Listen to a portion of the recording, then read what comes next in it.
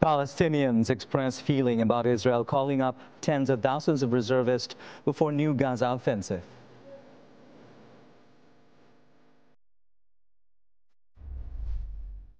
Satellite imagery shows eye of Hurricane Erin swirling over Atlantic Ocean.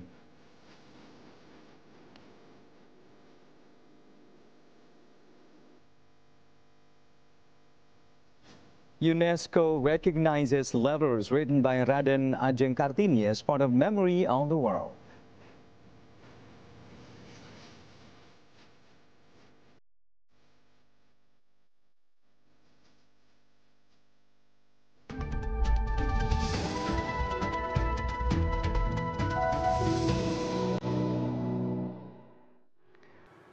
Hello there, coming to you from the capital, Jakarta, Indonesia. You are watching Newswatch here on TVRI World, coming to you with the latest updates and reports from home and abroad. I'm Rahmat Idris. We begin with the first one from the Middle East. Powerful explosion was seen in Gaza on Thursday, visible from Israeli territory near the border.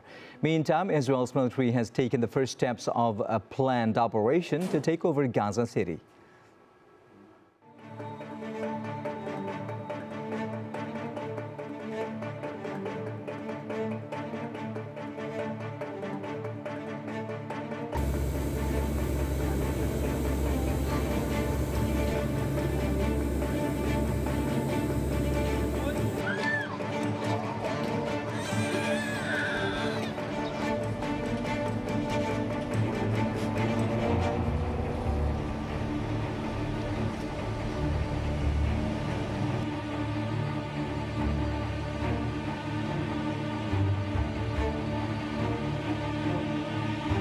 התחלנו את הפעולות המקדימות והשלבים הראשוניים במתקפה על העיר עזה. וכבר עכשיו, כוחות צה"ל אוחזים בפאתי העיר עזה. אנחנו נעמיק את הפגיעה בחמאס בעיר עזה. התחלנו את הפעולות המקדימות והשלבים הראשוניים במתקפה על העיר עזה. וכבר עכשיו, כוחות צה"ל אוחזים בפאתי העיר עזה. אנחנו נעמיק את הפגיעה בחמאס בעיר עזה. התחלנו את הפעולות המקדימות והשלבים הראשוניים במתקפה על העיר עזה. וכבר עכשיו, כוחות צה"ל אוחזים בפאתי העיר עזה. Palestinians in Khan Yunis expressed their frustration about Israel calling up tens of thousands of reservists before new Gaza offensive.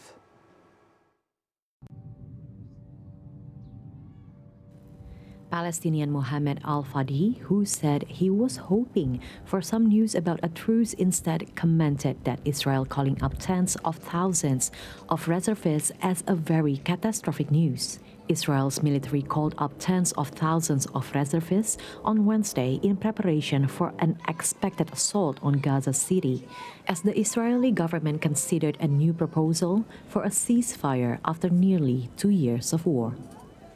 The call-up signals Israel is pressing ahead with its plan to take control of Gaza's biggest urban hub despite international criticism of an operation likely to force the displacement of many more Palestinians. But a military official briefing reporters said reserve soldiers would not report for duty until September, a move that gives mediators some time to bridge gaps between the Palestinian militant group Hamas and Israel over ceasefire terms. Israeli protesters and families of hostages marched along the Gaza border, calling for the release of hostages still held in Gaza. Protesters waved Israeli flags, chanted slogans, and lit candles during the protest, as Israel's military announced the first steps of an operation to take over Gaza City on Wednesday and called up tens of thousands of reservists, while the government considered a new ceasefire proposal to pause nearly 2 years of war. Hamas has accepted a proposal but put forward by the Arab mediators for a 60-day ceasefire that would involve releasing some of the remaining hostages and freeing Palestinian prisoners in Israel. The Israeli government, which has said all the 50 remaining hostages must be released at once, is studying the proposal. Israeli authorities believe that 20 hostages are still alive.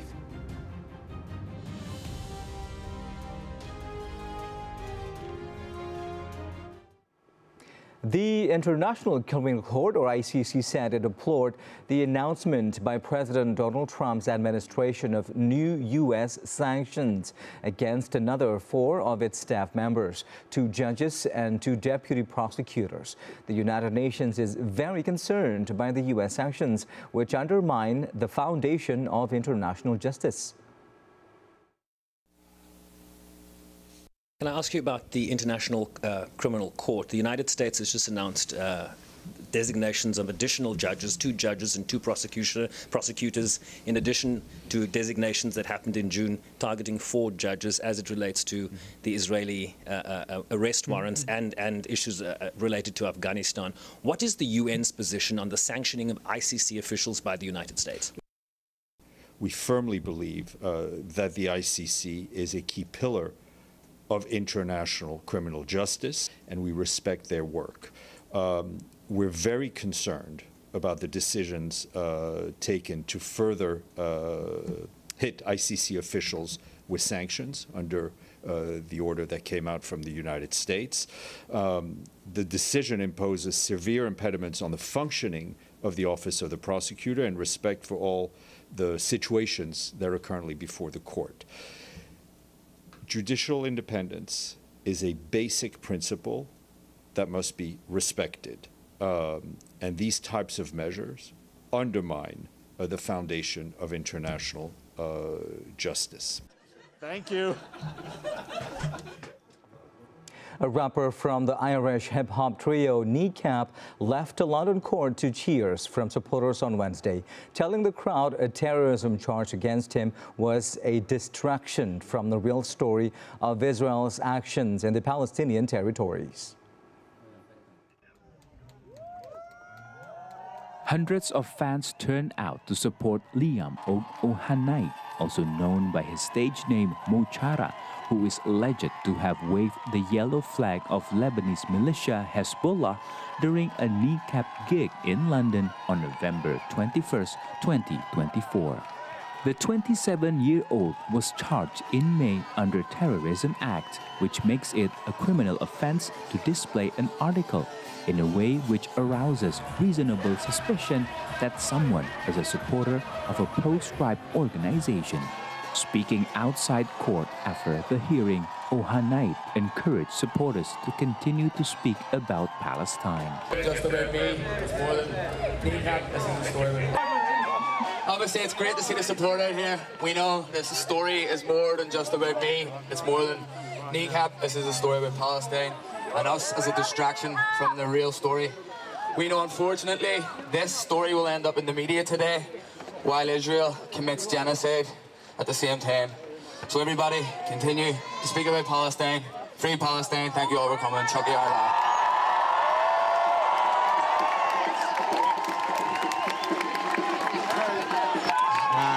Keep talking about Palestine, keep calling it a genocide, and that's the real story, and this is just another distraction.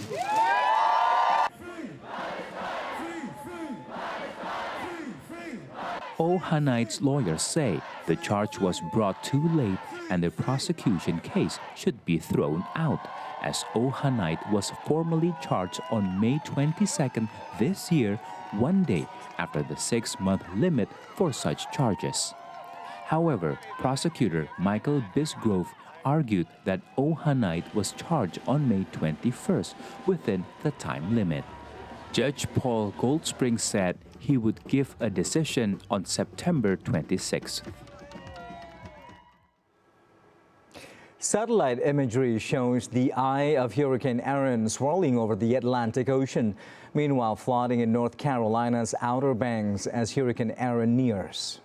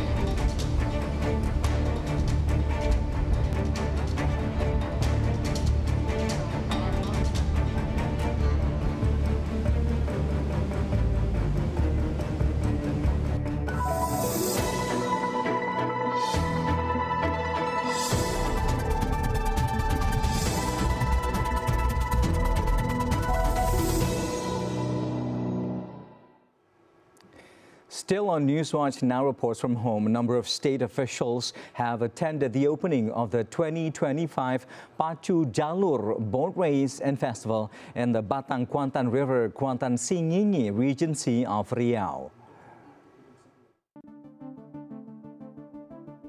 Vice President Gibran Rakabuming Raka, Tourism Minister Widianti Putriwardana, Culture Minister Fadli Zon, and Presidential Communication Chief Hasan Nasbi attended on Wednesday the opening of the Pacu Jalur 2025 Festival at Tepian Narosa, Kuantan Singingi Regency of Riau. The event began with the performance of a Malay music group followed by singing the national anthem, Indonesia Raya, with the community. At the Pacu Jalur flag off point, Vice President Gibran sent off the first race between boats. Pacu Jalur has been an inseparable part of the Kuantan Singingi community's identity for 120 years. Hundreds of people crowded the banks of Batang Kuantan River, which show the racing with each boat containing 60 to 72 people. Last year, the festival recorded extraordinary numbers by attracting 1.4 million visitors and economic turnover reached 42.16 billion rupiah.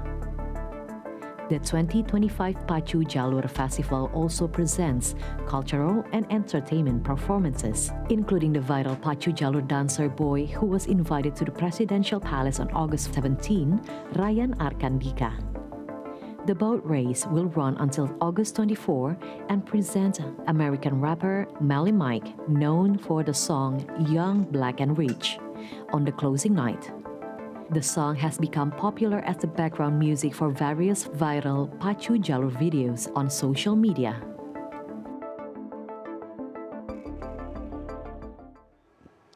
Visiting German Foreign Minister Johann Wadephul emphasized the importance of Indonesia as key partner for Germany and the European Union, with great potentials from growing economy, large population and crucial geopolitical position. Germany's Foreign Minister Johann Wadephul met with Indonesia's Foreign Affairs Minister Sugiono as part of his activities during his visit in Indonesia. During the meeting, they discussed the finalization of negotiation on the Indonesia-European Union Comprehensive Economic Partnership Agreement, or IEU-CEPA, in September 2025. Apart from IEU-CEPA, the meeting also discussed the potential for energy cooperation through the Energy Transition Partnership, or GETP, worth 1.6 billion euros, battery industry collaboration, and vocational education. Wadephul also emphasized Germany's need for skilled workers from Indonesia, which is considered a great opportunity for Indonesian workforce. Apart from economy, Germany also supports Indonesia's membership in the Organization for Economic Cooperation and Development, or OECD, viewing ASEAN and OECD as anchors for regional stability. Wadephul also highlighted the situation in Gaza, called for ceasefire, hostage release, and the importance of the two-state solution.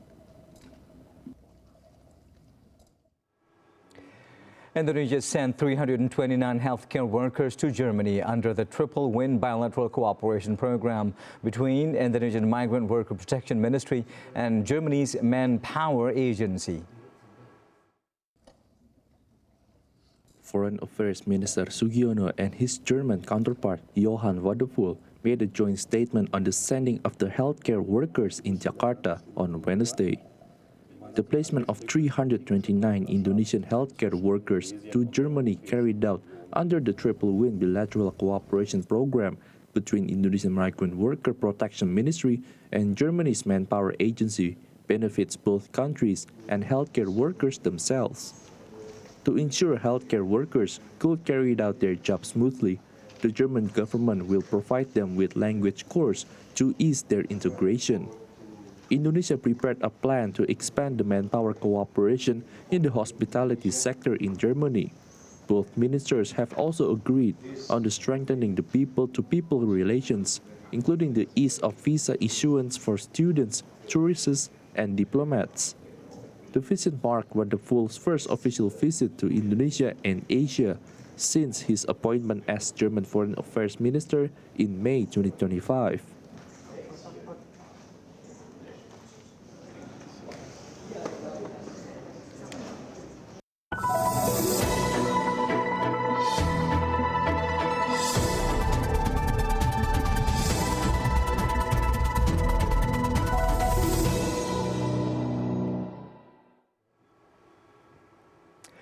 A Meteorology, Climatology and Geophysics Agency warned people to raise their vigilance against extreme weather that may occur in several regions and across Indonesia during August the 22nd to the 25th. Head of Public Meteorology Center of Weather Agency BMKG Andri Ramdhani said on Wednesday weather forecast in Indonesia in the period of August 22nd until 25th in general was between bright with clouds and light rains. However, people should stay vigilant against the medium to heavy rains and strong winds, especially in regions that have been included in the early warning category. Regions with alert status, among others, are Jambi, Central Papua, and Papua.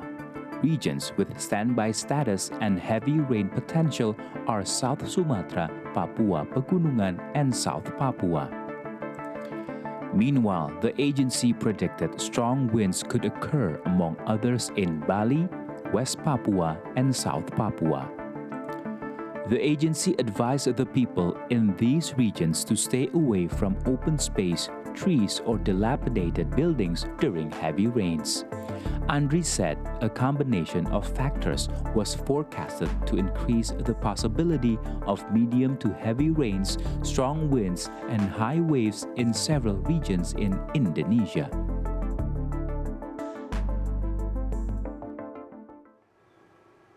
State-owned oil and gas company Pertamina and state-owned weapons manufacturer Pindad have launched Indonesia's first-ever ultrasonic-based oil and gas pipe inspection technology to help boost national oil and gas production.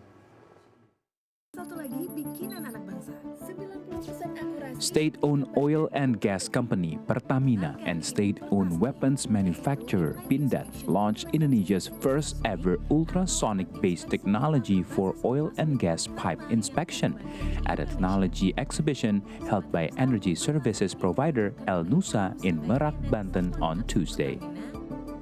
The new technology, called intelligent pigging, is able to detect internal condition of oil and gas pipes with a precision with the help of cutting-edge ultrasonic sensor. Pertamina President Director Simon Aloysius Mantiri said the homegrown pipe inspection technology signified a collaboration strength of the Indonesian people, as it would be a key to increase national oil and gas production. Meanwhile, President Director of Pindad, Sigit P. Santosa, said the company collaboration with Pertamina in the new technology was an important milestone in the history of Indonesian state-owned enterprises.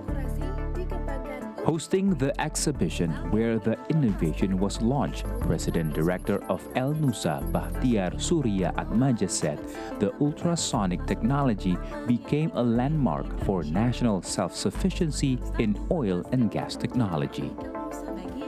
The companies expect the new innovation could help reduce dependency on imported technology.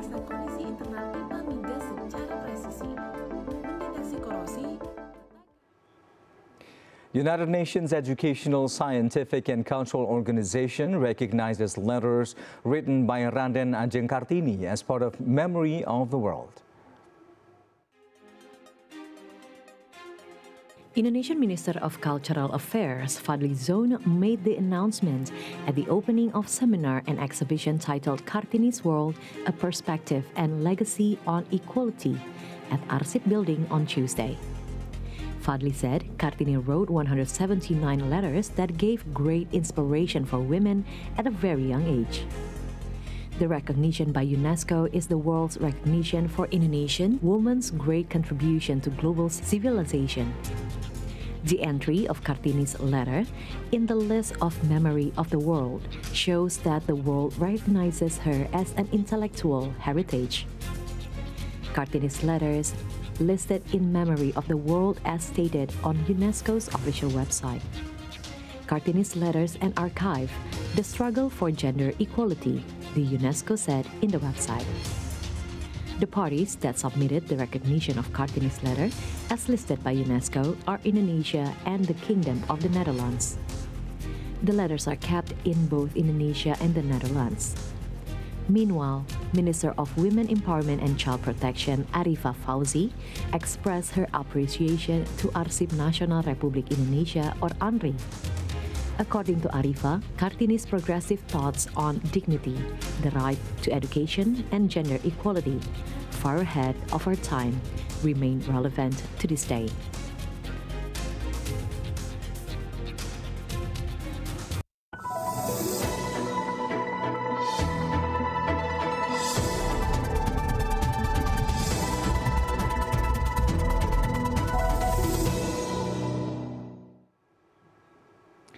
Mount Huangshan captivates the world with its unique landscapes featuring strange ancient pines, absurd rock formations, sea of clouds, and hot springs that have taken form over the past 200 million years. Today, China is making every effort to preserve this natural wonder and continue the rich legacy of the Shancui, or mountain and water style. The pines of Mount Huangshan thrive wherever life takes root and dash on mountain tops, cliffs, slopes, or within crevices. Reaching for sunlight and water, they flourish amidst absurd rock formations, adapting to diverse terrains and enduring the elements with unique and graceful resilience.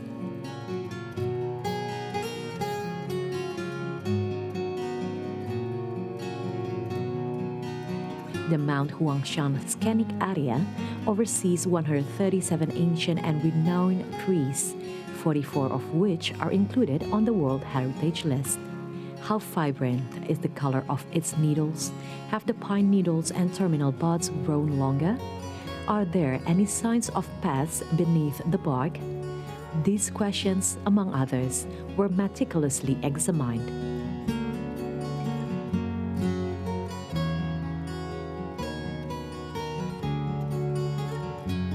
The mountain forests of Mount Huangshan resonate in perfect harmony with the natural world.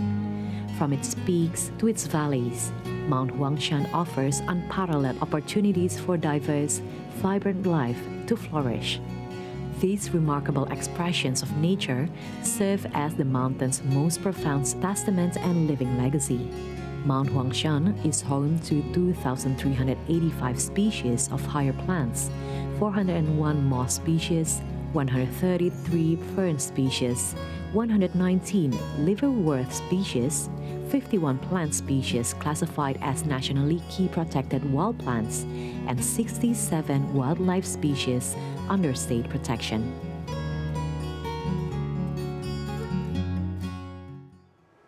Moving over to Mumbai, India now, this year's Dahi Handi celebration soared into thrilling human pyramids of devotion, reaching heights of up to 12 meters, honoring Lord Krishna amid loud cheers, music, dance, and a competitive spirit on Saturday.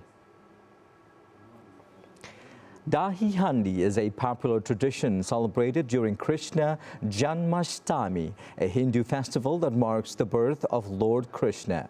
Participants forming human pyramids and devotees performing, dancing and singing sacred songs.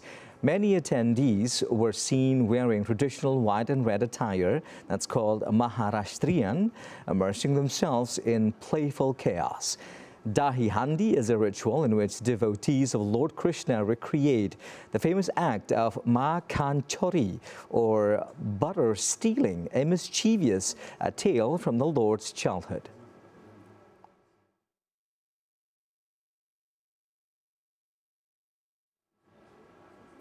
Meantime, two Tibetan brothers embarked on a 7-month bicycle ride from Chamdo in southwest China's Xinjiang's autonomous region to Beijing last September to pay tribute to the motherland.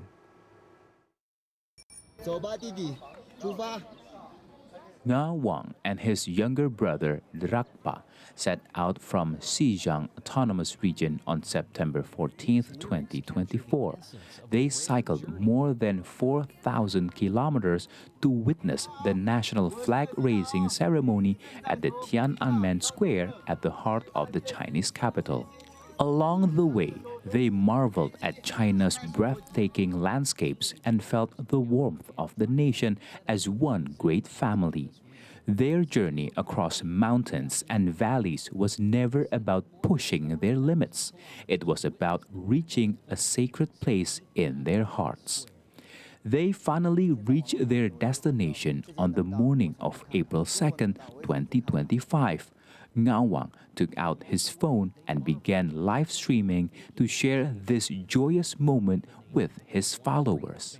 The 5-star red flag slowly rose into the sky as the national anthem played.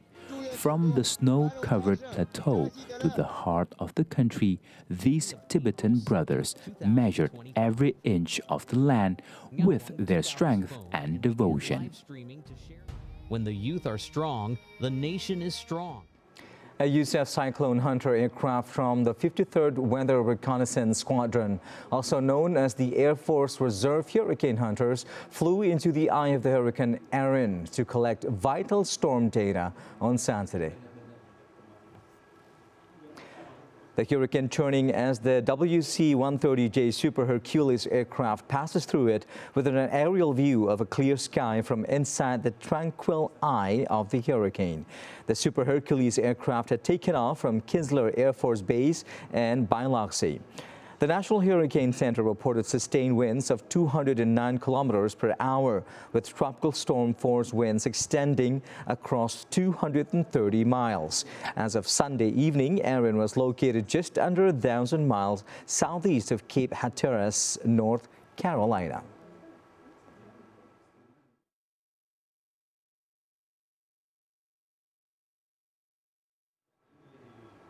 And that is today's News Watch. I'm Rahmat Idris. Thanks for watching. Bye-bye.